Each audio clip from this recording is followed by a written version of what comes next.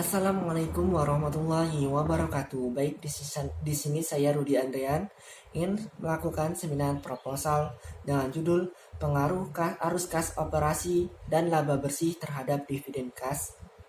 Studi pada perusahaan makanan dan minuman yang terdaftar di Bursa Efek Indonesia atau BII tahun 2015 sampai tahun 2019.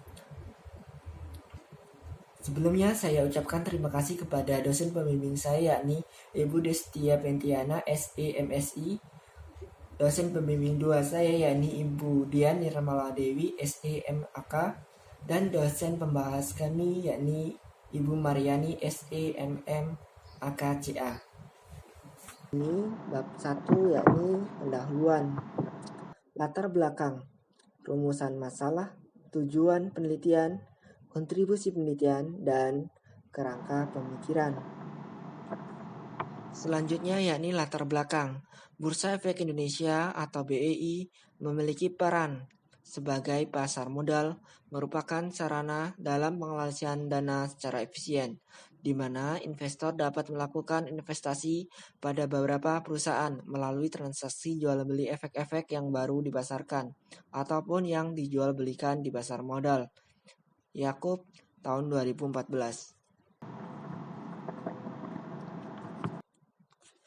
Baik, di sini data arus kas operasi, laba bersih, dan dividen kas dapat kita lihat pada tahun 2015 sampai tahun 2019 dengan kode sebagai contoh ICBP atau perusahaan PT Indofood CBP Sukses Makmur Tbk dan INDF atau PT Indofood Sukses Makmur Tbk. Dengan arus kas operasi, laba bersih, dan dividen kas setiap tahun berubah. Tren pertumbuhan industri. Kenapa saya mengambil judul tentang perusahaan makanan dan minuman? Tentunya dengan alasan-alasan yang tertentu. Yakni di sini alasannya yakni dari setiap tahun, mulai dari tahun 2010 sampai tahun 2019, PDB industri dan makanan dan minuman selalu tumbuh, yakni dengan besaran yang dapat kita lihat pada grafik ini.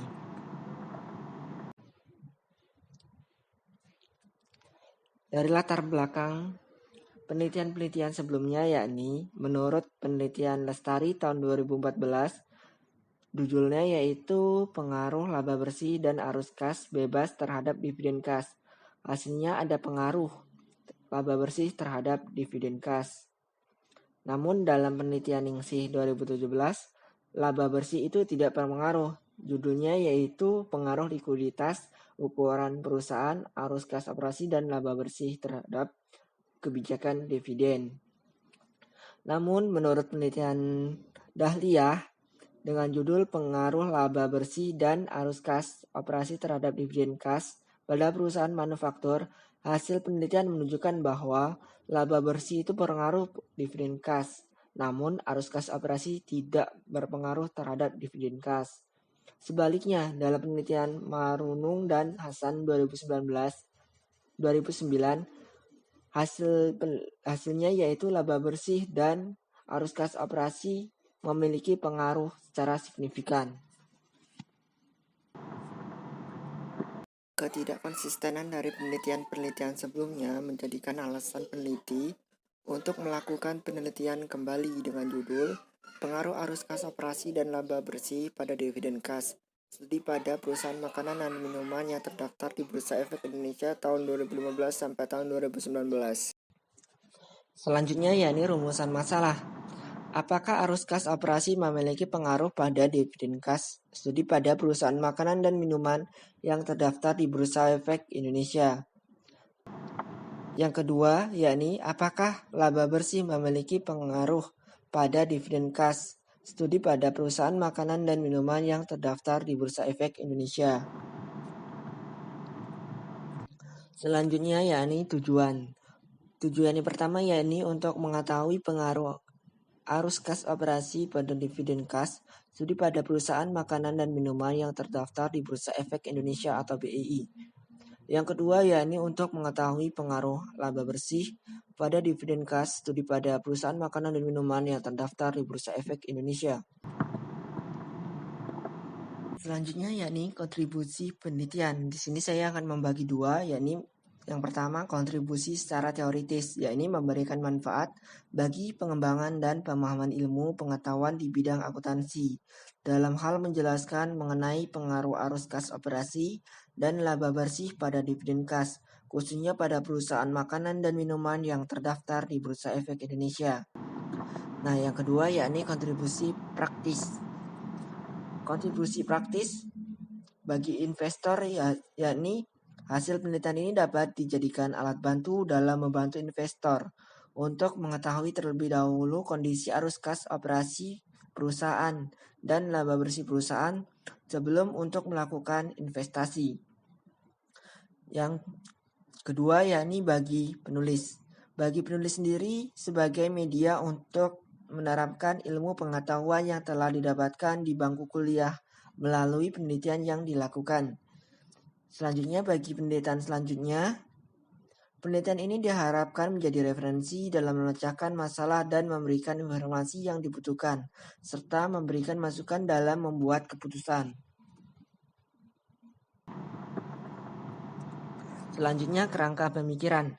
Jumlah arus kas yang berasal dari aktivitas operasi merupakan indikator yang berasal dari aktivitas perusahaan untuk menghasilkan arus kas yang cukup untuk membayar dividen yang telah ditetapkan dalam kebijakan dividen. Begitupun laba bersih merupakan indikator perusahaan yang tetap didistribusikan sebagai dividen dan ditahan untuk pengembangan dan diinvestasikan kembali ke dalam perusahaan. Berdasarkan uraian tersebut, maka pengaruh arus kas operasi dan laba bersih pada dividen kas dapat digambarkan dalam kerangka pemikiran ini. Selanjutnya yakni tinjauan pustaka. Tinjauan pustaka yakni membahas tentang konsep teori penelitian terdahulu dan hipotesis. Konsep teori dividen. Nah, menurut Gomanti tahun 2013, teori dividen yang dikenal secara umum sebagai berikut. Yang pertama yakni teori ketidakrelevanan dividen atau irrelevant dividend position. Teori ini menganggap bahwa dividen seharusnya tidak relevan, merupakan suatu alasan yang masuk akal dalam konteks ekonomi keuangan karena dapat proposisi neoklasik persaingan sempurna. Menurut Miller dan Montigami tahun 1961, teori ini disusun menurut beberapa perkiraan, yakni pasar modal sempurna, yang kedua tidak ada investor besar, yang ketiga tidak ada biaya emisi, yang keempat tidak ada pajak penghasilan, yang kelima kebijakan investasi sebuah perusahaan tidak akan berubah, dan yang keenam yakni pemegang saham tidak peduli apakah kemakmuran meningkat lantaran capital gain atau dividen. Selanjutnya yakni teori burung di tangan. Teori yang biasa dikenal dengan istilah burung di tangan atau teori dividen yang relevan ditemukan oleh Gordon dan Linter. Istilah bird in the hand teori atau burung di tangan yaitu satu burung di tangan lebih berharga daripada 1000 burung di udara. Maksudnya yakni dividen lebih menguntungkan daripada capital gain yang sulit diprediksi. Selanjutnya yakni teori perataan atau smoothing teori. Menurut Linter tahun 1956, pembagian dividen tergantung pada laba perusahaan tahun ini dan tahun sebelumnya. Linter menyimpulkan 4 hal, yakni perusahaan memiliki target rasio pembesaran dividen jangka panjang. Para manajer lebih condong untuk menekankan pada perusahaan besar kecilnya dividen. Yang ketiga, jangka panjangnya perubahan dividen yang menjadi mengikuti pola pergerakan yang stabil.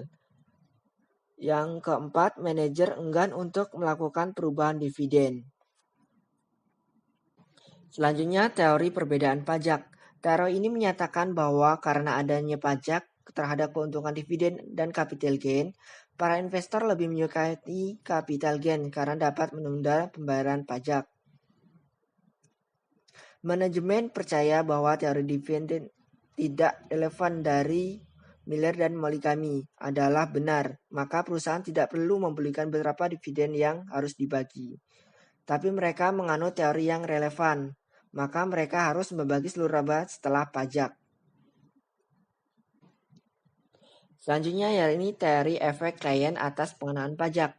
Teori ini menyatakan bahwa kelompok pemegang saham yang berbeda akan memiliki preferensi yang berbeda terhadap kebijakan dividen perusahaan.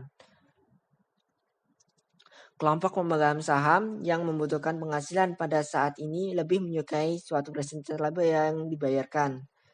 Sebaliknya, kelompok pemegang saham yang tidak begitu membutuhkan uang saat ini lebih suka jika perusahaan menahan sebagian besar laba perusahaan.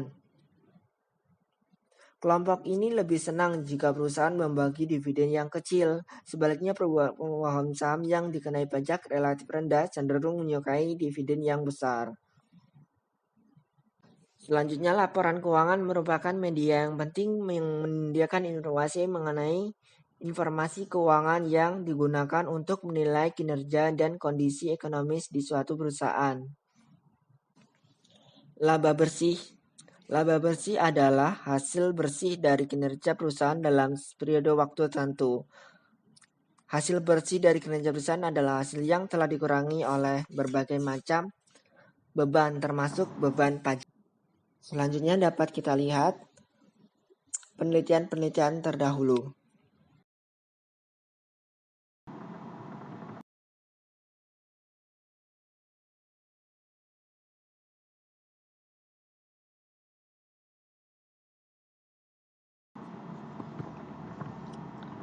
Selanjutnya hipotesis. Hipotesis yang dibangun yakni yang pertama adanya pengaruh arus kas operasi pada dividen kas.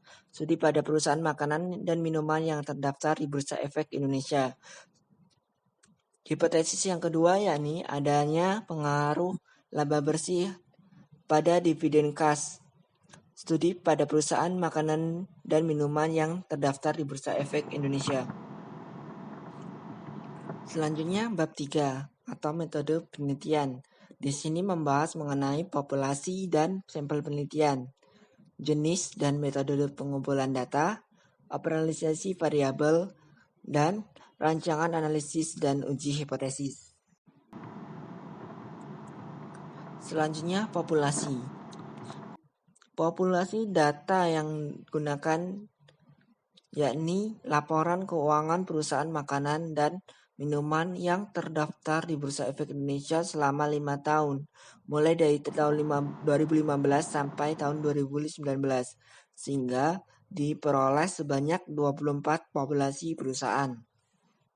Sampel yang digunakan dalam penelitian ini menggunakan teknik yang didasarkan pada metode purposive sampling yang termasuk dalam sampel non-probabilitas atau berdasarkan tujuan. Purposive sampling adalah metode yang digunakan dalam pengambilan sampel berdasarkan kriteria tertentu. Sampel yang digunakan dalam penelitian ini yakni sebanyak 8 perusahaan dengan total 40 sampel. Nah, kriteria pengambilan sampel sendiri yakni 1. Perusahaan makanan dan minuman yang terdaftar di Bursa Efek Indonesia dari tahun 2015 sampai tahun 2019. Yang kedua yakni perusahaan yang membagikan dividen kas berturut-turut selama periode penelitian. Yang ketiga yakni perusahaan yang menerbitkan laporan keuangan yang telah diaudit secara berturut-turut selama periode penelitian.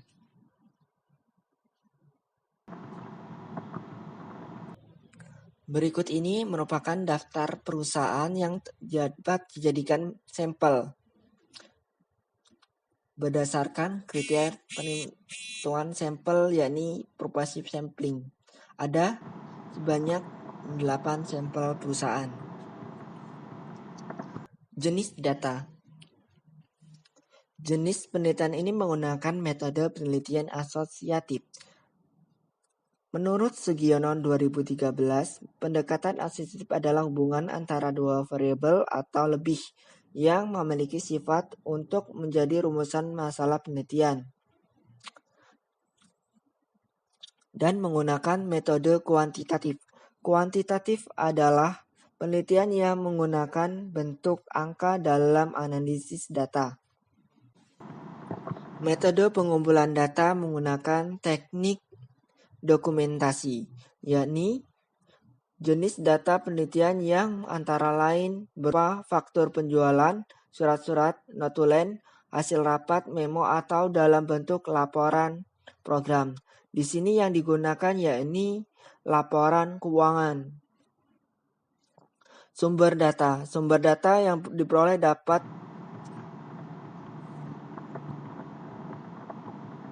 arus kas operasi. Kas masuk dari kegiatan operasi dikurangi kas keluar dari kegiatan operasi. Laba bersih. Laba kotor dikurangi beban usaha, ditambah pendapatan lain-lain dikurangi, beban lain-lain dikurangi pajak. Dividen kas terdapat pada laporan perubahan ekuitas yang dapat dilihat pada gambar berikut. Selanjutnya rancangan analisis dan uji hipotesis. Di sini ada statistik deskriptif, yakni mendeskripsikan karakteristik umum dari sampel yang diteliti secara lebih rinci. Dan yang kedua yakni ada uji asumsi klasik. Di sini ada uji normalitas, uji multikolinitas, uji heteroskidastisitas, dan uji autokorelasi. Rancangan selanjutnya yakni uji analisis data. Analisis regresi linear berganda. Analisis regresi linear berganda dapat dilakukan dengan tujuan untuk menguji hipotesis yang digunakan dengan model sebagai berikut. Y sama dengan A plus beta 1 dikali X1 ditambah beta 2 dikali X2 ditambah E atau error. Keterangan. Y yaitu dividen gas, A-nya sebagai intercept atau konstanta, beta 1 sebagai koefisien regresi variabel independen 1, beta 2 sebagai koefisien regresi variabel independen 2, X1 sebagai arus kas operasi, dan X2 sebagai laba bersih. Sedangkan E-nya yaitu error term. Selanjutnya ada uji F. Uji F digunakan untuk mengetahui apakah masing-masing variabel bebas yang dimasukkan dalam model regresi mempunyai pengaruh secara simultan pada variabel dependen, yakni dengan menggunakan rumus FO sama dengan R2 dibagi K dibagi lagi dengan dalam kurung 1 dikurang R kuadrat dibagi N dikurang K dikurang 1. Keterangannya yakni R sebagai koefisien korelasi berganda, K sebagai jumlah variabel independen, dan N sebagai jumlah anggota sampel. Selanjutnya yakni uji T. Uji T digunakan untuk menunjukkan nilai signifikansi dari pengaruh independen secara tersendiri terhadap variabel dependen dengan memandang variabel lain yang bersifat konstan. Rumus yang digunakan yakni R di XY akar N dikurang 2 dibagi akar 1 dikali buka kurung R dikali XY dikali tutup kurung dikali 2. Selanjutnya yakni ada koefisien determinasi. Dengan menggunakan adjust R, hasil uji variabel independen dapat dilakukan tidak bias pada variabel dependen yang dimasukkan dalam model sehingga menghasilkan data yang valid. Dengan menggunakan rumus sebagai berikut. R kuadrat dikali 100%. Sekian presentasi yang dapat saya sampaikan. Apabila ada kata-kata yang salah atau kurang berkenan, saya mohon maaf, dan kepada Allah saya mohon ampun. Wabillahi taufiq wal hidayah. Wassalamualaikum warahmatullahi wabarakatuh.